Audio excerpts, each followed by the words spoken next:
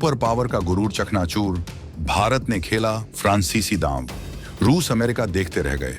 टाटा बनाएगा नए तूफानी 114 राफेल, भारत की धरती से उठेगा दुनिया का नया हथियार एक्सपोर्टर। एक फैसले से भारत ने बदला खेल, राफेल मीटियोर का अग्निचक्र, बीजिंग से इस्लामाबाद तक कांपेगा दुश्मन।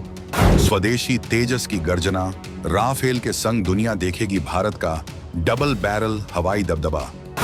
राफेल का परमाणु ब्रह्मास्त्र और तेजस का अदृश्य मोड ऑन, दुनिया ने देखी भारत की नई सामरिक ऊंचाई। दुनिया की चौथी सबसे बड़ी वायु शक्ति भारतीय वायुसेना हाल के वर्षों में एक गंभीर सामरिक चुनौती से जूझ रही थी। एक ओर हमारे पायलटों का जज्बा हिमालय से भी ऊंचा था, तो वहीं दूसरी ओर हमारी लड़ाकू स्क्वाड्रनों की संख्या चिंताजनक रूप से घट रही थी। जिस वायुसेना को दो मोर्चों पर चीन और पाकिस्तान की हरकतों पर पैनी नजर रखने के लिए कम से कम 42 स्क्वाड्रनों की फौलादी दीवार चाहिए थी, वह सिकुड़कर महज 31 पर आ गई थी।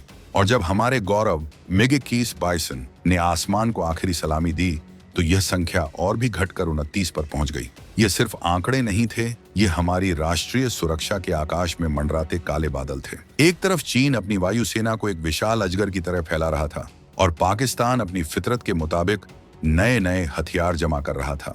वहीं भारत में एक सामरिक शून्य पैदा हो रहा था।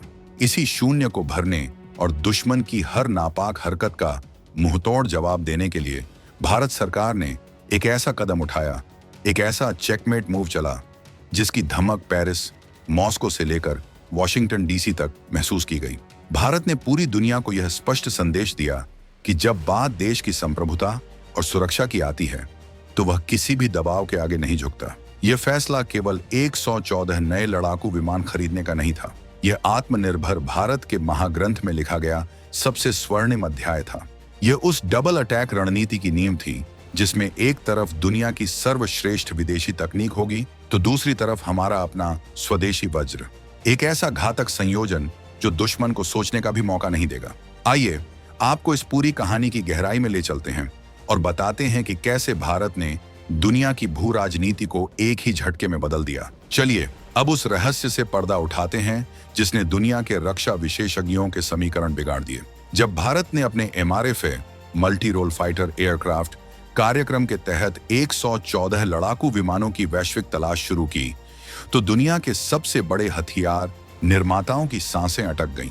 अमेरिका ने अपना सबसे आधुनिक 5वीं पीढ़ी का F-35 लड़ाकू विमान मेज पर रख दिया, एक ऐसा विमान जिसे वह अपने सबसे करीबी सहयोगियों को ही देता है।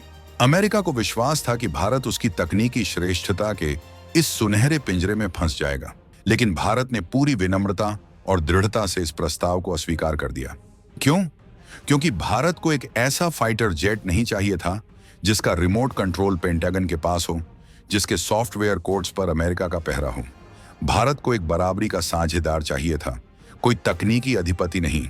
दूसरी तरफ था हमारा दशकों पुराना रणनीतिक साझेदार रूस, जो अपने 5वीं पीढ़ी के Su-50 7 फेलॉन को पेश कर रहा था। लेकिन भारत ने रूस को भी धन्यवाद कहकर आगे बढ़ने का फैसला किया। यह रूस के लिए एक बड़ा कूटनीतिक झटका था और एक स्पष्ट संकेत कि भारत अब अपनी रक्षा जरूरतों के लिए किसी एक देश पर निर्भर रहने की नीति से आगे बढ़ चुका है।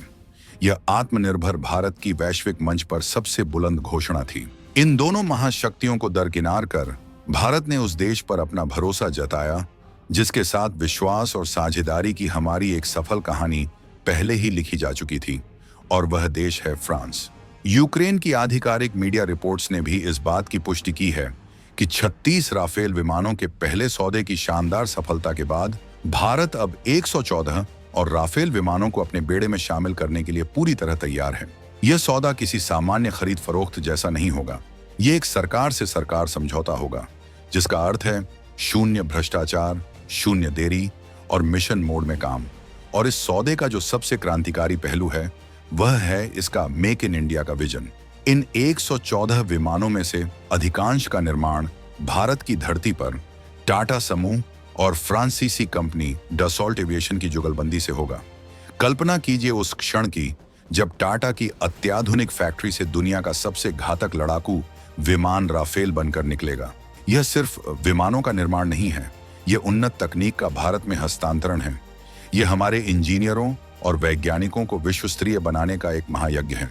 इस एक फैसले से भारतीय वायुसेना को 6 नई लड़ाकू स्क्वाड्रनें मिलेंगी, जो हमारी घटती संख्या को न केवल पूरा करेंगी बल्कि हमारी ताकत को कई गुना बढ़ा देंगी। और सबसे महत्वपूर्ण बात, हमारे पास पहले से ही 36 राफेल का पूरा इकोसिस्टम मौजूद है, उनके हथियार, ट्रेनिंग सेंटर और रखरखाव की सुविधा। इसका मतलब है कि नए विमान आते ही बिना एक पल गंवाए ऑन ऑपरेशन के लिए तैयार हो जाएंगे।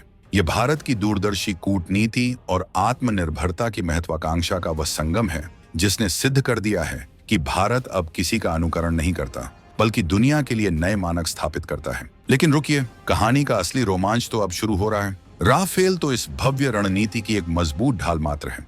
असली प्रहार करने वाली तलवार तो भारत अपनी ही मिट्टी में गढ़ रहा है और उसका नाम है तेजस MK1A। यह नाम सुनकर जो लोग इसे केवल एक हल्का लड़ाकू विमान समझने की भूल करते हैं, वे इसकी असली क्षमता से कोसों दूर हैं। तेजस का यह नया उन्नत संस्करण आसमान का वह साइलेंट किलर है जो बड़े से बड़े दुश्मनों के होश उड़ाने की काबिलियत रखता है। आइए इसकी ताकत को परत दर परत समझते हैं। किसी भी लड़ाकू विमान की आत्मा होती है उसकी आंखें, यानी उसका रडार। तेजस MK1A में दुनिया का एक बेहतरीन इजराइल निर्मित ELAM 2055-2 से एक्टिव इलेक्ट्रॉनिकली स्कैंड रडार लगा है। यह कोई साधारण रडार नहीं, यह हवा में दुश्मन के लिए अदृश्य काल है। यह रडार 160 किलोमीटर दूर से ही बड़े लक्ष्यों को पहचान सकता है और 120 किलोमीटर की दूरी से छोटे ड्रोन या मिसाइल तक का पता लगा सकता है।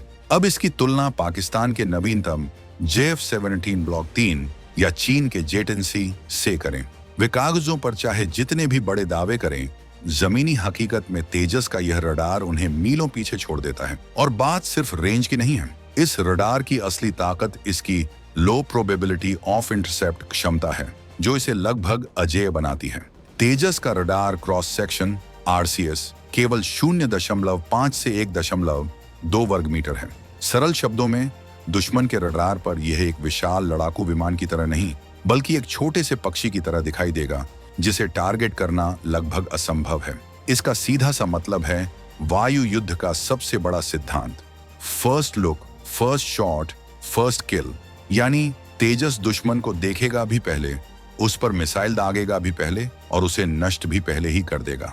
भारतीय वायुसेना इसे जिन ठिकानों पर तैनात कर रही है उससे इसकी रणनीतिक महत्ता का पता चलता है। राजस्थान का नल एयरबेस, रेगिस्तान, गुजरात का नलिया समुद्री सीमा और लद्दाख का लेह ऊंचाई वाले बर्फीले पहाड़। यह तैनाती इस बात का सबूत है कि तेजस अब कोई प्रायोगिक विमान नहीं बल्कि हर तरह के मौसम और हर तरह के युद्ध क्षेत्र में दुश्मन से लोहा लेने वाला हमारा फ्रंटलाइन वॉरियर है। अब आते हैं तेजस के शस्त्रों पर, जो इसे एक सच्चे मल्टी रोल फाइटर का दर्जा देते हैं, यानी एक ऐसा योद्धा जो हर भूमिका में निपुण हो। हवा से हवा में मार, BVR।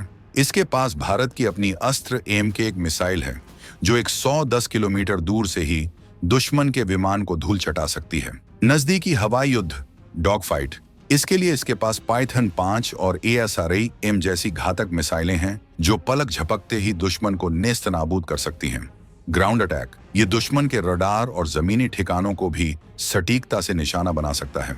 यह पूरी तरह से हथियारों से लैस होने के बावजूद मैक 1.6 ध्वनि से 1.6 गुना तेज की सुपरसोनिक गति से उड़ान भर सकता है और अपने साथ 3500 किलोग्राम के हथियार ले जा सकता है। इसके 8 हार्ड पॉइंट्स इसे एक उड़ने वाले शस्त्रागार में बदल देते हैं। इसकी बनावट में 40% से अधिक कंपोजिट मटेरियल का उपयोग हुआ है जो इसे स्टील से भी मजबूत और अविश्वसनीय रूप से हल्का बनाता है। इसका यही हल्कापन और शानदार डिजिटल फ्लाइट कंट्रोल सिस्टम इसे डॉग फाइट में इतना फुर्तीला बनाता है कि दुश्मन का भारी भरकम विमान जब तक एक मोड़ लेगा, तेजस अपना मिशन पूरा करके वापस लौट चुका होगा।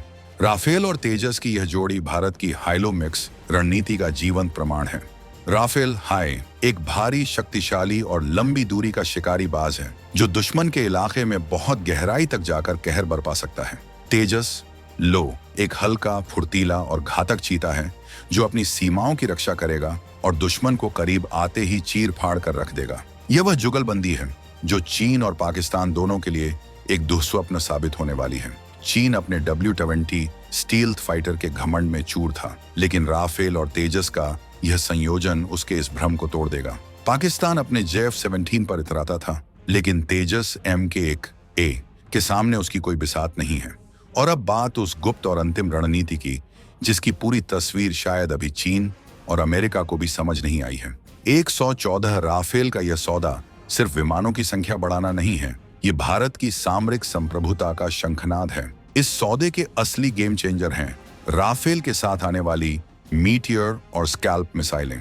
मीटियर मिसाइल, इसकी रेंज 150 किलोमीटर से भी अधिक है। इसका सीधा मतलब है कि भारतीय राफेल अपनी हवाई सीमा में सुरक्षित रहते हुए ही पाकिस्तान या तिब्बत के ऊपर उड़ रहे दुश्मन के विमानों को मार गिरा सकते हैं। स्कैल्पी क्रूज मिसाइल, चीन के हॉटन, काशगर और ल्हासा जैसे महत्वपूर्ण एयरबेस जहां से वह भारत के खिलाफ साजिशें रचता है, अब सीधे राफेल की स्कैल्प मिसाइल की मार क्षमता के भीतर होंगे। युद्ध छिड़ने की स्थिति में भारत लड़ाई शुरू होने से पहले ही इन एयरबेस को तबाह करके दुश्मन की हवाई ताकत की कमर तोड़ सकता है। यह वह गुप्त हथियार है जो दुश्मन की पूरी युद्ध योजना को विफल कर देगा। पाकिस्तान के लिए तो यह सौदा उनकी वायुसेना को एक अदृश्य पिंजरे में कैद करने जैसा है। उनके F-16 या JF-16 जैसे ही उड़ान भरेंगे, मीटर मिसाइलें उनका स्वागत करने के लिए पहले से ही तैयार होंगी। यही है भारत की डबल फ्रंट स्ट्रेटेजी का असली दम। और एक छिपा हुआ संदेश और भी है जो सबसे शक्तिशाली है। राफेल विमान परमाणु हथियार ले जाने में पूरी तरह सक्षम है। भविष्य में भारत इन नए राफेल विमानों को अपनी एयर लॉन्च्ड न्यूक्लियर ट्रायड का एक महत्वपूर्ण हिस्सा बना सकता है। यह भारत का वह साइलेंट न्यूक्लियर शील्ड होगा जो दुश्मन को किसी भी तरह का दुस्साहस करने से पहले 100 बार सोचने पर विवश कर देगा।